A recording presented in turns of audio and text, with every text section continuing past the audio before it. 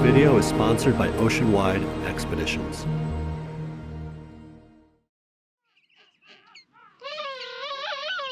It's the morning of day 7, and we made landfall. South Georgia, this place is called Fortuna Bay.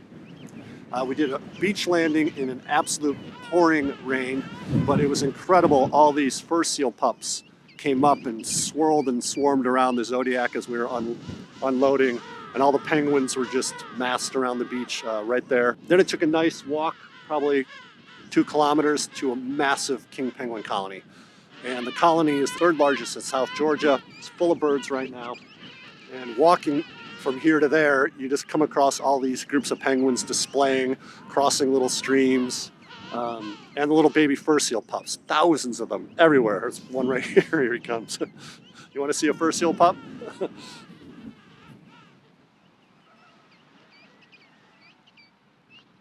Yeah, so it's like that everywhere. There's some penguins walking up behind me too. So absolutely spectacular wildlife. The shooting, super hard. It's just been pouring rain. We got absolutely soaked. I couldn't keep my lenses dry. But seeing this and witnessing this is just absolutely a dream come true. Just an amazing, amazing sight.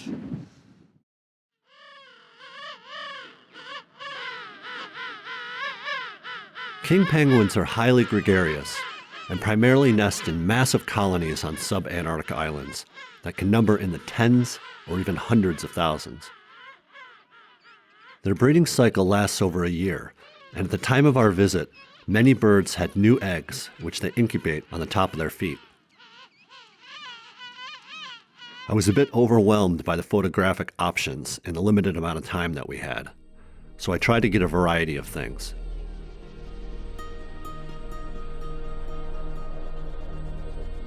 The huge colony within the landscape,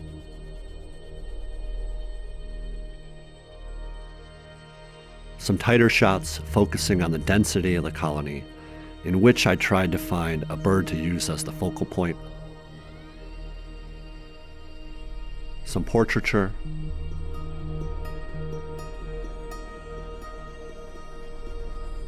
and some images capturing the intricacies of their plumage details.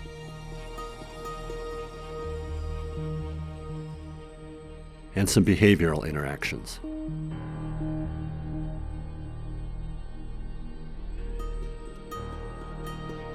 And of course, I couldn't ignore the seal pups.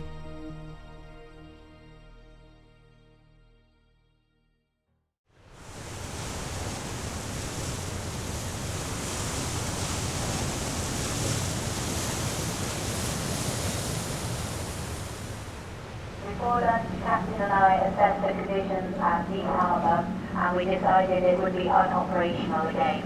So we have proceeded further south to Cornell.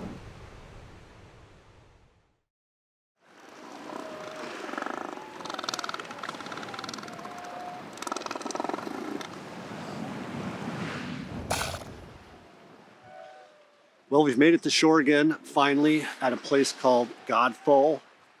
Ever since the king penguin colony yesterday, we've been fighting the weather. The wind has been really strong. We haven't been able to make landfall anywhere, and we've kind of been jumping from little bay to little bay, trying to find some shelter. And we finally found a spot here that we could land. Sun's out, but out on the ocean, it's just wicked, wicked wind. We also got our first taste of some icebergs just before we came in here. Big, beautiful icebergs with the wild waves crashing all around them. But now we're here at this place, Godfall, and right here on shore, lots of elephant seals, fur seals, king penguins here and there, and there's a Gentoo penguin colony up on top of the hill that I'm about to climb up. So, hoping to see some Gentoos and take you along as I head up there. Female fur seal over there.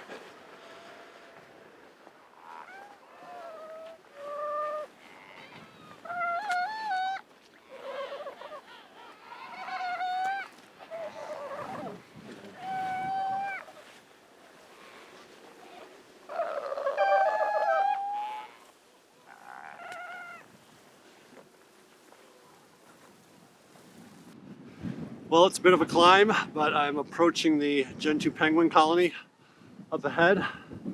Light's pretty harsh, so I don't know if it'll be a good photography moment, and the wind's blasting. Absolutely stunning location though, and dodging pup fur seals the entire way up. It's pretty awesome. Skuas flying around.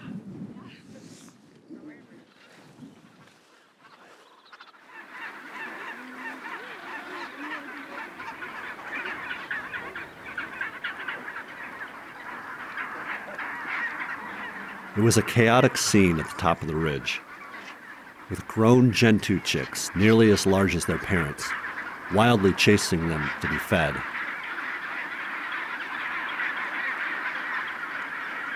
While most chicks appeared to receive smaller prey items, a few big fish were delivered too.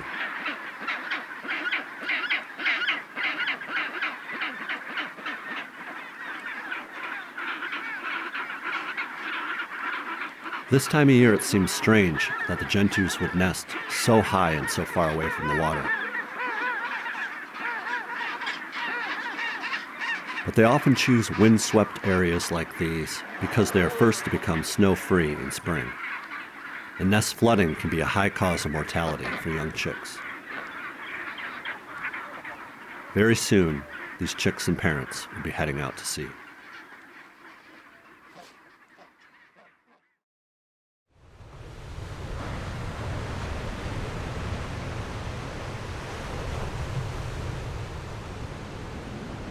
I just had a really great couple of hours on the back of the boat here.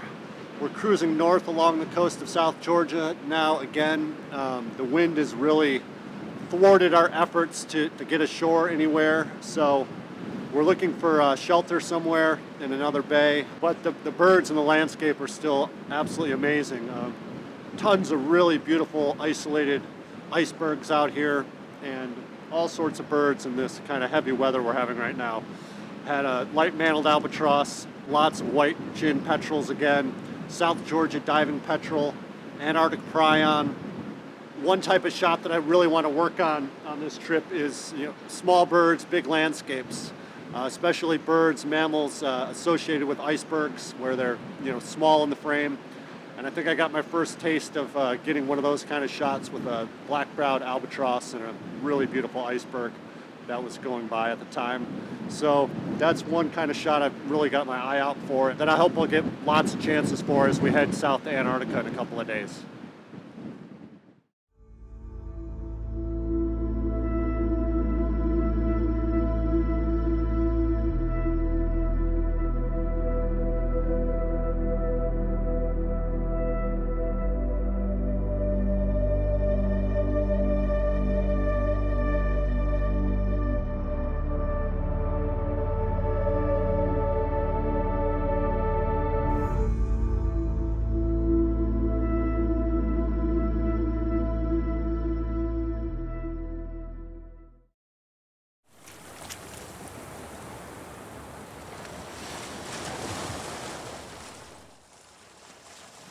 Despite our best efforts, the heavy weather continued to keep us from going ashore. We made one soggy early morning Zodiac cruise to the massive king penguin colony at St. Andrews Bay. Though mostly obscured by fog and dim light, we were able to get a sense of the 300,000 individuals gathered there to nest beneath dramatic glacial surroundings.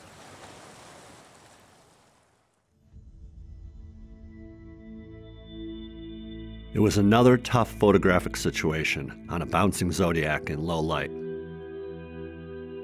But using a high ISO got me a few images of these beautiful groups of king penguins on the rocks.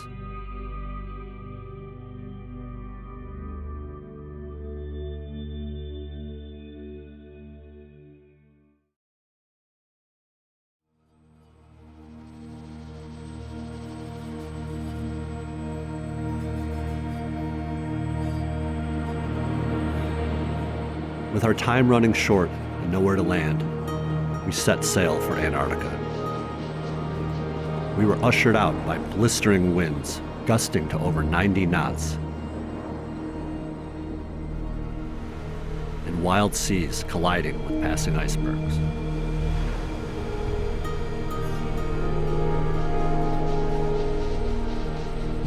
Being there, in the fierce weather on the open ocean, was an exhilarating and memorable experience in itself.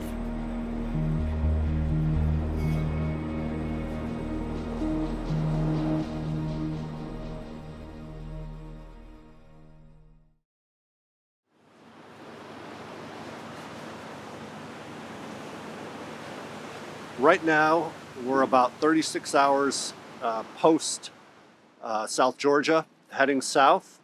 We had a really rough night the first night, really heavy seas.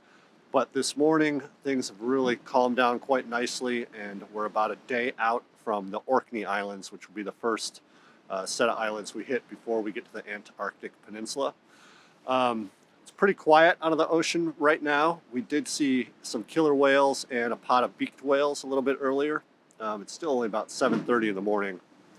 But bird-wise, it's been pretty slow. But for now, we're just cruising along, watching for whales, and praying that we have a change in luck with the weather as we approach the next destinations. And after seeing a few of the incredible icebergs at South Georgia, I'm really excited to get into some areas of heavy ice, big icebergs and all that kind of stuff. So hopefully we have some better luck with the weather and do a lot more photography.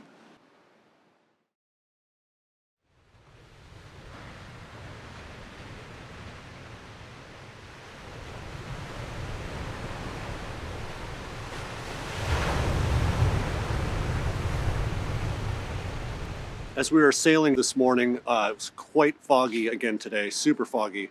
We got into an area where there was just these massive icebergs going by, beautiful icebergs. And at the same time, there were whales everywhere. We had fin whales, humpback whales, sei whale, spouting all around the boat. It was obviously very hard to film because of the fog and the mist, but it was a real sense of excitement as we started to get into these icebergs. There was chinstrap penguins dancing around in the water. And I started seeing Cape petrels and southern fulmars and some of the more southerly seabirds. So it was a pretty exciting afternoon. And then we got up to this Coronation Island in the South Orkneys. This is an area called Sandy Fjord. It was raining, and we ate an early dinner so we could get out and do a little bit of a cruise before it got dark. It's actually almost dark right now. But we cruised this bay behind me. You can see these massive glaciers coming down into the water, and the hillsides completely surrounding this bay covered in chinstrap penguins. So we cruised the edge of the bay, just looking at all these thousands and thousands and thousands of chinstrap penguins. The last estimate, about 50,000 pairs just right in this stretch right here. Lots of them have grown chicks. It's just a breathtakingly stunning location with this glacier, and all of this bird life out here is just beyond belief, the numbers. There's birds down near the water all the way up to the top of these highest hills that you can see. And awesome that the expedition team decided to give us an early dinner so we could get out and get to see this up close, even though it's rather dark and rainy. Not great for photography again. I keep having bad luck with the photography, light and conditions, but spectacular to see, and hopefully I got enough video too to show a little bit of what this place is like. But just an astounding a sight to see. Absolutely amazing.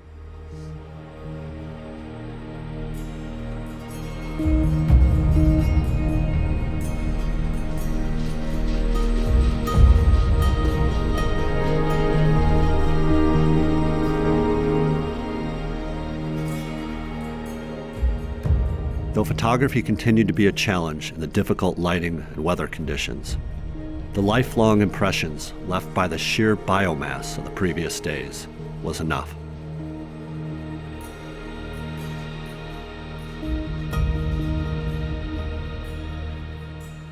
It's difficult to wrap your head around the numbers of animals and the extreme productivity of the southern seas. But it was just a hint of what lay ahead, and our ultimate destination, Antarctica, was only days away. hope you'll join me for part 3.